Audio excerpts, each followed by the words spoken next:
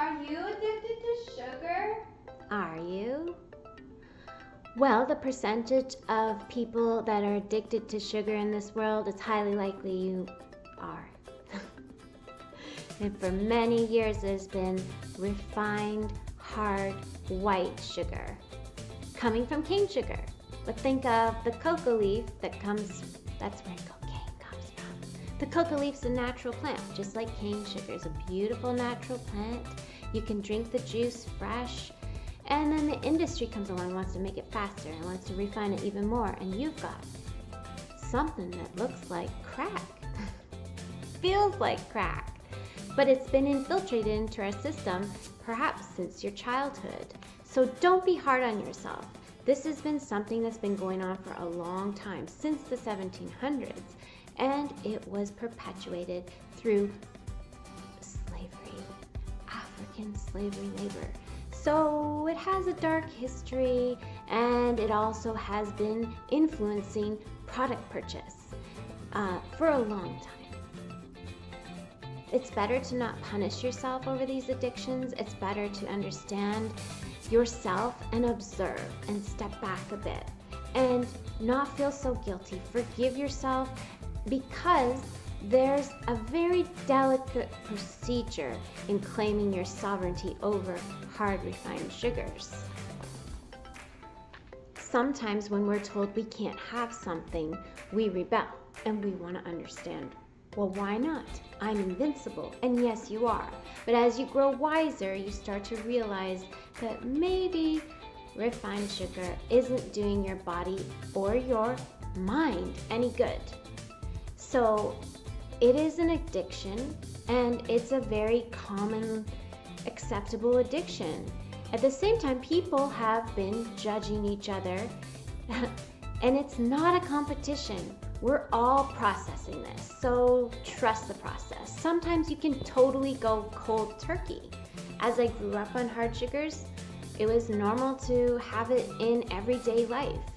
And there was a lot of things that were normal back then it's come around. We've processed, we've evolved as a society. More and more people are seeking out sugars that aren't as hard on our bodies, our teeth, our blood, our hormones, our moods. So don't be so hard on yourself. Just focus on where you're at right now, and at the same time, it is good to partake in the pleasure of life and not walk around paranoid and beating yourself up. It would be far better for you to enjoy that ice cream with your friends or your family or on your own. Enjoy it, or even enjoy a little bit the pleasure of sugar foods, baked goods. I don't even want to get into it because you might start craving it. All I want you to know is that wherever you're at with sugar and an addiction towards it, that you can improve, that you can take care of yourself even better day by day. And sometimes you can go cold turkey and you feel like, yes, I'm ready to do a detox, and you feel stable. And allow yourself that. And know that you're in a process of gradually pulling out those sugar addictions out of your life. Start slow. Maybe just lessen the amount of sugar intake that you have in a day. Or switch up something that's like, oh, this is a hard, sweet time that I love to have some sugar, and choose something that's healthier for you, that has a more whole sugar to it. There's a lot of alternatives.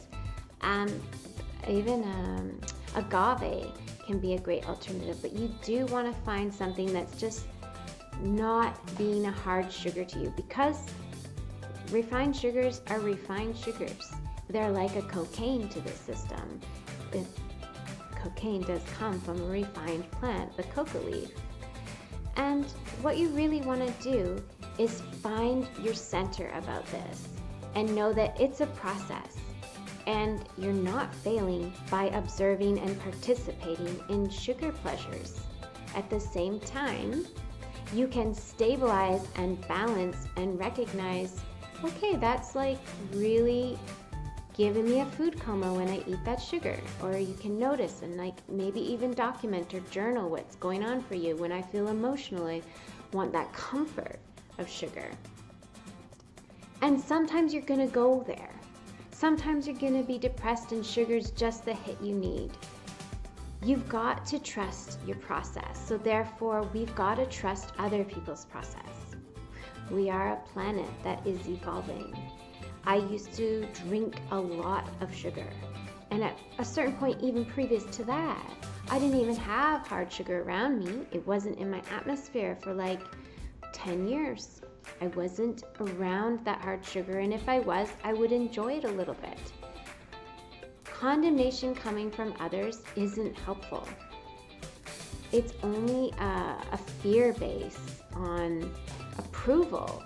And so withholding sugar is a very delicate matter because of that tendency to rebel. Now, here are some practical things that can help when you're like, okay, what can I do? I notice that I want to stop the sugar cravings. And you've got to get your diet so it's feeling healthy and delicious all day long. That's fine. That's going to come and go. Your clarity around that. I'm going to show you something. These beads, like mala beads, they're sacred beads that you can make your own beads. You can string your own beads, and it helps you focus. This is one way to use them. Because sugar tends to have this hit to the system, when you go into the food coma, you may notice that you're actually just leaking your energy, and you may spin into these cycles of emotions and end up in a food coma again. So, if you decide, I need to not be in these food comas and I don't want to be giving away and draining my energy, because you know that sugar can hit, it's delightful, and then boom, your energy is down. Or ooh, you feel depressed. And it's too much of an extreme. So wrapping the mandala around your wrist like this, any time of day or night, it really helps strengthen your capability to, in a gentle way, remind yourself, that's not helping me. So preferably you can place it in your left wrist, because this is where you really can find there's a lot of connection to addictions, especially the sugar addiction that is so easy to put in food and overeat excessively or binge excessively.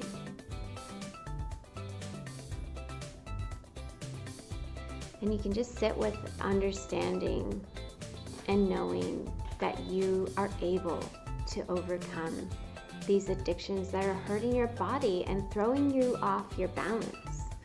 And when you're in their center, you may be out for lunch and you're like, oh wow, sure, I'm going to participate. I'm out, I'm going to have these things that I know that probably has some sugar in it.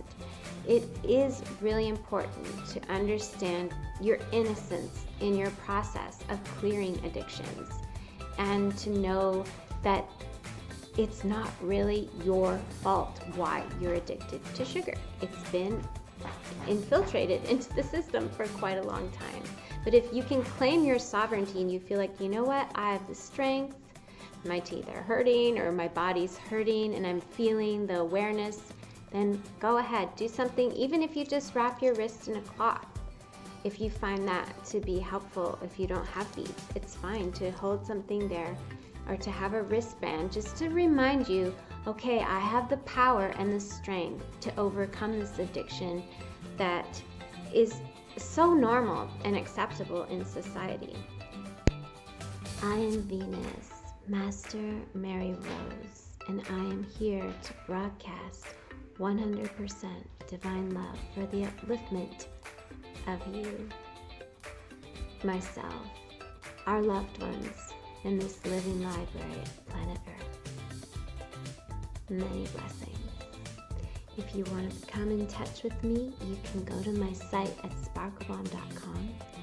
I have oils that are healing for our bodies in this time of great awakenings and healings and restoring of our health. Massage oils, droppers. I have a massage practice full of all kinds of healing. So when you're in my town, please feel free to come see me. Check it out, sparklebomb.com.